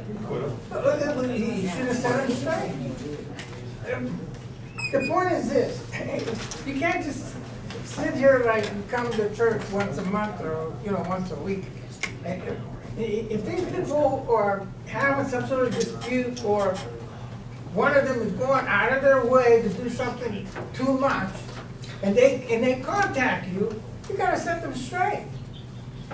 There's lots of emails that come my way and lots of calls that come my way. I can tell you that we have had, actually with everybody sitting up here, I have had conversations and recommended things that should and shouldn't happen. Well, you're doing a bad job because they're over here arguing. They're over here arguing. Everybody doesn't have to take my advice all the time. No, but the thing is, you gotta set them straight, and if it's too much, time they gotta have an executive session or some sort of other workshop and solve the problem so you can streamline the process of doing your work here. I have to say that you share part of the problem, man. That's how I see it. If you come with somebody, like the last administration, we had a younger kid, and he didn't know half what you knew, and yet you're still not performing. You're not stepping up to the plate to make that difference, that you do have more of a body of knowledge. Well, apply it. Well, I appreciate your comments, and I will take that under consideration for certain. Thank you. I'm Nancy Gorbath, 1417 Arlington Street. I just had a couple little comments. Those of us who have trash garbage pickup on a weekly basis, I advise you to be cautious and observant of the pickup, because twice this year, this summer, the people picking up the garbage threw my recycling in the same truck. I didn't see it the first time, I caught it. Second time I caught it, I'm not a morning person, but by dang on it, I got up early in the morning to watch. And that's what happened, and I called the waste management or whoever it is we pay and complained, and the woman who answered was pretty nonchalant about the whole thing, so whether or not they did anything about it, I don't know, but I was furious. And you have a recycling bin, I'm assuming. Oh, yeah, I recycle faithfully, and I resent having to go through all that trouble and then have them throw it in with the garbage. Right. Anyway, just watch. Well, we could see if we could get an answer out of them. To just They see what the claim- process is, or, I had a number that I was given some time ago because it happened in the past. And I called that same number, and the response was kind of ho-hum, far different from the call I had made a couple of years prior. I mean, the man was beside himself. But anyway, just watch. This COVID-19 is driving everybody crazy, and I'm not by myself in saying that. I know it's a privacy issue, but wouldn't it be beneficial for all of us to know if someone in a group where you happen to participate in or be with someone in that group contracted the disease and they're not following through? Shouldn't we know? We don't even know how many people. I'm not never going In- to put a start Hey, gate. hey, Art, You start days all you want, I'm just asking about the stars. I didn't interrupt you, please don't interrupt me. I was nice to you today. Nancy, could I comment on that? Yes, We can't tell you. We're not allowed by federal law. They're not required to by federal law. but can they at least isolate an area? Go to Russia if you want to do this. please stop, you're interrupting, calm down, Bob. Jesus, this is America. We're not allowed to tell people, we're not allowed to discriminate against people. I knew you couldn't use names, but No, you can't use areas either? no. You could tell them, and here's the bad part about all this. This state of emergency, you have a lot of, the situation is the governor has made things up on the fly. And there's no legal basis to some of this stuff he's doing. Well, that's true. And what's gonna happen is, when you end up in a situation where, say that we try to enforce this, say that Ernie there, we knew that he got COVID-19. We forced him to stay in his house. We forced him to do it. Now, he's supposed to do it, but if you notice, I know you can't. force it's all anyone. voluntary. You cannot, if you can't inform people about who has it, you can't tell people where to go. It's all voluntary. And the major problem you're gonna run into, and this is gonna be going on for the next 25 years, the state governments and federal governments are gonna get sued by some of the stuff that they've done. I think their heart's in the right place. I think they are trying to control it, trying to Politics keep is us no from getting, from Come on, spreading.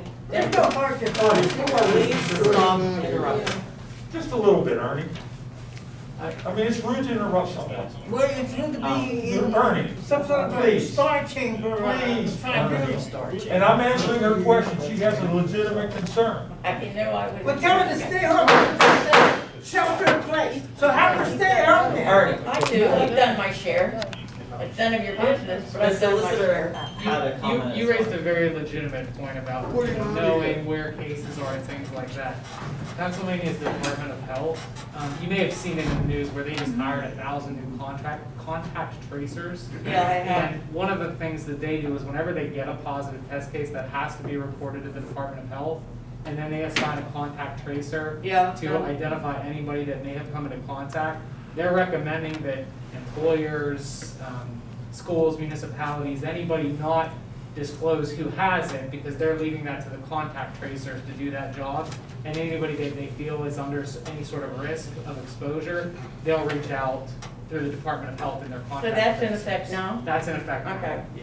All right, that's the only thing, because, you don't know where, I don't go much. I've stayed home for 3 months, drove me crazy. Well, they're not gonna tell you who it was, so just go. I don't care who it is, I just want to make sure I avoid that area. I've actually got one of those calls. What they do is the Department of Health will actually call you first. and they'll tell you, you were told that you were in with somebody who was exposed to or had a case. They actually tell you, we suggest that you quarantine they'll give you the date to start and the date to finish. And they'll even send you a letter after that with the date on it, so you know everything. So, yeah. That's fair. Be a little aware, that's all, be a little more cautious. The last thing, do we still have a code enforcement officer? Yes. May I ask who it is? His name is Todd Carter. Todd? Todd Carter. Carter. He was hired on July 2nd, I believe. And he's already been certified and all that good stuff? Yes. So we don't have to have an outside group covered, okay. I think that's all I have, thank you.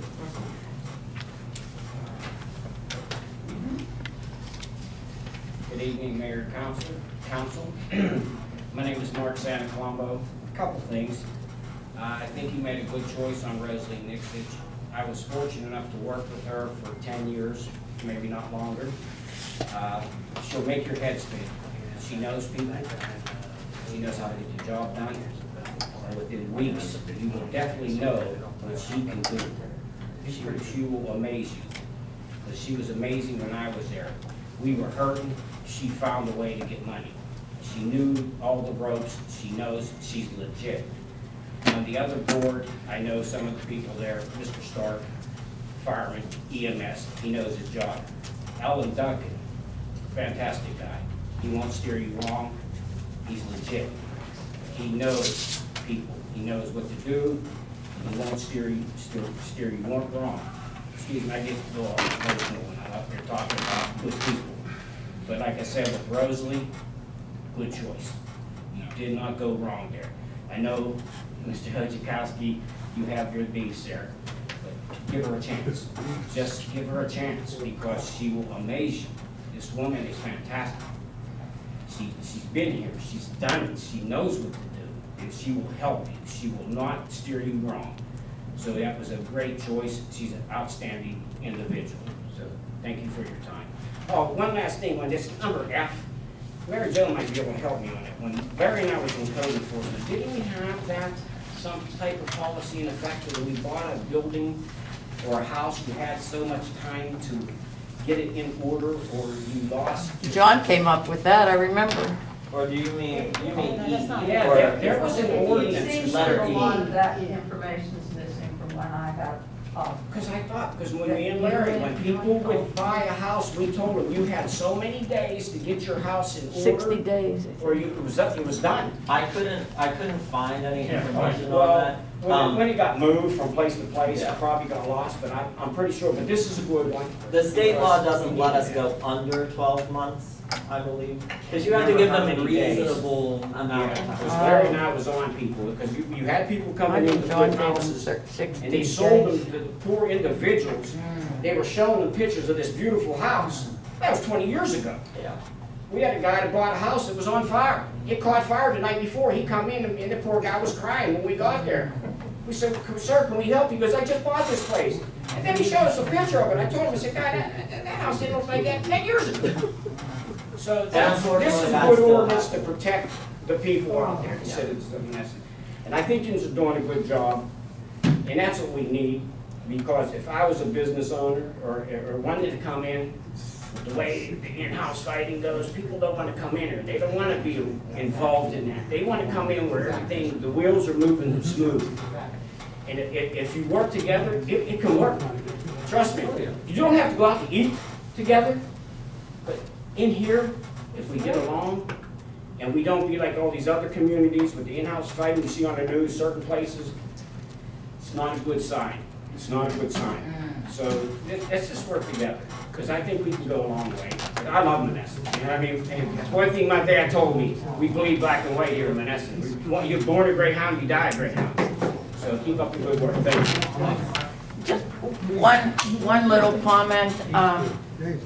I took a drive this afternoon through my mother's neighborhood, and I know you can't do anything about it with all these vacant homes, but They're jungles, and people are living among these jungle areas. If you, Oh, if when you're going heartbreaking. around, if you, because I've been doing this as I've noticed, just driving around, if you happen, I know sometimes it's hard to see addresses with the jungles that are there, but if you at least like, say, this house between this street and this street, if you send one of us the addresses so that we could get them to the code officer and try to like go after the people. Some of them are hard to find because they're Where's your neighborhood, Nancy? Well, it's not Where's mine, the- it was where's my the mother's mother? on Chestnut, down around Short Street, and,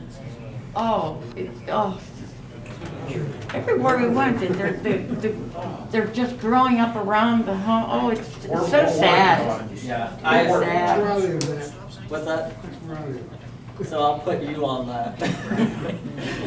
Yeah, they're so mad, that's all, it's just so sad to see. That goes to anyone though, if you see a property that has problems, feel free to send an address or at least like a general area, like maybe this house between this street and this street has this problem and the house is blue or something, like some sort of descriptor so that we could look at I it. doubt that anything can be done because people just die or they walk away from property. That's and- the hardest one when people die. We're dealing with that on Monessen Boulevard with the family that died there. And Oh, the, yes, The yes.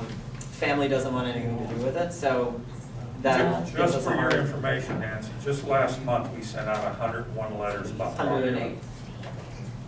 You have to transcribe me. Well, I stand corrected. We sent out 108 letters last month. So we're working on it, but this is a problem that goes back decades. And Decades, you're right. we're trying right now. This guy that we just got in here, he's doing an outstanding job. As a matter of fact, we had that building up, the one that made the news about the Oh, the strapping, so that was crazy. Well, that guy did that to stabilize that building. Yeah. And we went after him, and he has 60 days to get it down. He's got 3 weeks left. He's tearing it down by hand. I know, that has to be If impossible. that house does in fact get tore down, it's the first firehouse that's been tore down by the owner as long as I can remember. Well, we have a work If it session. I have some questions about that because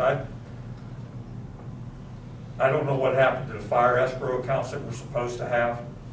I don't know where that money went, and I don't. No, for In general. all, in general.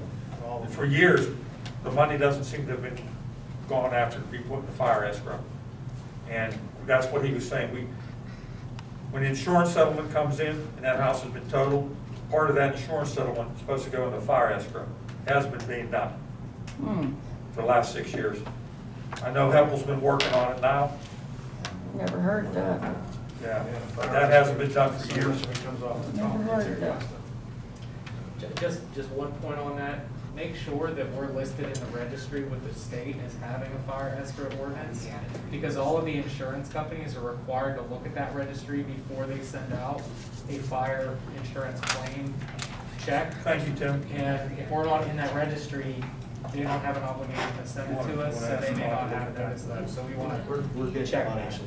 We're on that, because when I was in code enforcement, there was a house that was on fire. And everybody told me I had to give the guy the check because he did the required fix-up on the house. So we are on that. Okay, Because I know that we had that when we were in code enforcement. We just haven't been going after the Yeah, rest we of got it. it, yeah. Wish somebody waited. Thank you. Hi, Hi. Captain Sue from Salvation Army 308 Schoonmaker Avenue. I see that the city has a new webpage, and I've seen a lot of things advertised on there, but we do a lot of programming for the community, and our stuff doesn't seem to be popping. I wondered, is there a process or a procedure to get things on the Do you mean the page? Facebook page or the web page? Because the web page isn't live yet. The Facebook, I'm Okay. sorry. If you just make sure that I see it, because I try to share stuff, so if you, if Because you like could we just have a make sure. large milk distribution coming up in the next few weeks for like 500 families from USDA. We do a lot of emergency food giveaways. There's a lot of stuff that we're doing because of COVID funding that we wanna make sure that word gets out there in every way possible. We don't run ads because it's costly and Right. our organization don't have the funds. Yeah, I mean, the way that the Facebook algorithm is, I don't see everything that everyone posts. Isn't that weird? It is it's annoying. So, So if you can just send me like a picture of a flyer and a nudge and say, hey, can you share this? Like, I will do that. Secondly, you guys were just discussing like the lighted properties, valid properties, and insurances. We go to sell properties, are we requiring purchasers to purchase homeowners insurance? Because we end up with a lot of people coming to the Salvation Army. My basement wall caved in under the last rain, and can you guys give me money to repair it? No. The gentleman that's probably hand tearing down this house will end up having to see us. That's a good question, 'cause that's an open issue where there are some municipalities that have implemented ordinances about where homeowners are required to have insurance and things like that. But I'm aware of 2 cases out in the eastern part of the state where those ordinances were challenged as being unconstitutional. Right. And so I'm not sure where those are at presently, if there had been any determination on But that. I think if we're selling lots dirt cheap, can't that be built into the price? Do you know what I mean? Till they get it rehabbed and on the wall. Yeah, I don't know, but I mean, I would be all for it if it's something, like if those cases ended up to be lawful, 'Cause that's something that I would yeah. be for. Because you have the out-of-state landlords that are just slum landlords and doing their thing. There's other people who might be undereducated and think this is their dream home. And so, this could be their dream house, not understanding, they spend every penny they have to purchase the house, think they'll have years to fix it, and then they start realizing the furnace don't work, the walls are, this is wrong, that's wrong, and then they lose everything they have along with their dignity, and it sets them back years. Yeah. And I Mine think- subsides too. Yeah. That's another one. So I think we have, as we're anxious to get rid of properties off of our property rolls, the city's property rolls, or even redevelopment authority, we gotta make sure those people are educated and know what they're getting into. It's not like, oh, it's just your problem, because it comes right back around to the city eventually. Or if we could do some sort of, maybe you wanna collaborate in the future, maybe once things calm down with the pandemic. And we're allowed to having people in the building Yeah. again? Yeah. That, but if you wanna collaborate and do like a homeowners Education. thing, I'm sure that there are people out there that would participate, and Right. I think that would help a lot of people. Because they should have, there's a lot to that. Lastly, I see under Councilman Cole's, under your report, that all the invoices for 2020 are current. That's very good. What about 2019? Are we caught up? I missed several months because of COVID. Are we caught up on 2019? No. I don't know if you have any information to add to that. And what is the interest rate on not paying? Like, I see we have fund balances. Is that the best method to go about, not paying last year's and just letting them lay there? Or should we be paying them and then let some of this year's sit for a minute? I don't know enough about it. We had talked, we were going to actually discuss some of this at our last work session. We were going to talk about how to start paying down some of the MMO that's owed from last year. When we took office on January 6th, there was $566,000 worth of bills that were not paid. We have been making payments, from what my understanding is from talking to Mr. Cole and Mr. Harrod, we've been making payments on some of the stuff that was owed. We still have to figure out how to get the MMO paid for. What they had been doing was they would take the TAN note that they would get, and they would pay the bills that they owed for the previous year. Unfortunately, due to the financing of the city, there was no possibility of getting a TAN note. I knew before Christmas, because I had talked to an individual in the bank, that it had not been approved, and that there was no way it was being approved. It's unfortunate, stuff happens, and now we have to figure out how to fix it. What about this year? Is there any possibility this coming year of a TAN? or is this just a new way of business? That happens at the beginning of the year. Right, So we would as our have to see, finances like, are going along, if we still owe from 2019, what are the chances of getting a small note in 2021? I don't know what goes into them determining, Yeah. a payment. Again, we're gonna have to talk about it. Yeah, And because there's some options that we need to look into, and we need to talk about it at a work session. That's why I was very upset that we didn't have a forum available to actually be here for the work session, because this is something I'm really concerned about. Because that money that we owe, that's not ours. That's the employees. Right. And that money needs to be paid, because we are paying interest on it. So the sewage bill is now, not sewage, but the the garbage. refuse. Yeah. I don't think it's current yet, but we have been paying that one down, correct? I don't know, where, do you know where we are? Paying $7,000 a month toward the existing. So every 6 months, we'll pay off 1 month from last year. So we'll have 2 months paid off from last year. That's over $90,000. Right. We still have some left there. We'll have to pick that up next year. And, we paid, did Also we do it for the health insurance too, aren't you? Yeah. health insurance thing? Health insurance, same way. And MMO, didn't we make a small payment to that too? We paid $20,000 on the pension. Right, See, the pension's paid. We owe the bank now. okay. Okay, that's, the money's in the pension fund. And we owe the bank. They supported it. Okay. And that's where the interest comes from. Right. So, it's, we're in good shape right now for this year. For this year, right. But But we I have to think keep every chipping year we're away. paying off the year before. Yeah, we're in good shape. Every year We that had- I've come and watched council, and I've been involved, every year they're paying off the we year had before. no but can that note. came. It is, I think it might even be a common, I don't know if it's common in other areas, but I here it's think- been that way for 10 years. I think one of the biggest problems is that obviously we could use more money in general, but I think it's also a cash flow issue. Because we get everything towards the front of the year, and then by December, it's tight because we're not getting There's that nothing, tax yeah, revenue. there's nothing coming in. Yeah. Some of the issues too were back in 2015 when the mayor and the council at that time did away with using a collection agency. Our accounts receivable at the time for garbage, and my numbers may be off a few thousand. At the time, in 2015, what was owed to the city in delinquent garbage fees like $230,000. After 2015, that number had ballooned to $730,000 because the people at the time had found out that there was no more collection agency, so they just quit paying. And that hadn't been resolved until this council. Right, and I think the people that, even all these vacant properties are still being billed garbage, right? Even though the properties are vacant and they're not, like they're abandoned property, or those, is that going into our delinquent fee? He actually was looking at some of these properties that we were being charged for.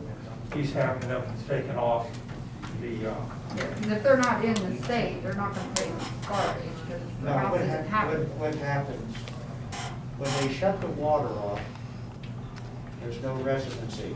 Right, Therefore, we don't pay garbage for that in the bids. right, So we're gonna drop over 300 or 400 houses off of our properties that we don't collect. But we were paying on it, right now, we're paying on properties, we never get money. and once the water's cut off, it's not considered a residence. That's right. right. You only have squatters there, and they take their garbage and put it next door. That's what happened, we have 400 times 155, that figure should have been adjusted from 3,500 down to 3,160. We're paying for something that we'll never get money for. No, And we shouldn't have been paying for it right along. right, because it's not being used. Yeah, it should have been Yeah, it's removed not from being the used. rolls, but in the last 6 years, that hasn't been Right. kept up. And my last comment, I know it's getting late, but when you guys have grant opportunities, you don't need to brainstorm. When you start brainstorming on grants, amazing things happen. I know like with the Army, we have a team. And we discuss grants and we work it out, and like I might start with idea A, And by the end of it, it's a different picture, but it's so much better. Like, anytime you're brainstorming, the more ideas you can get in, the better.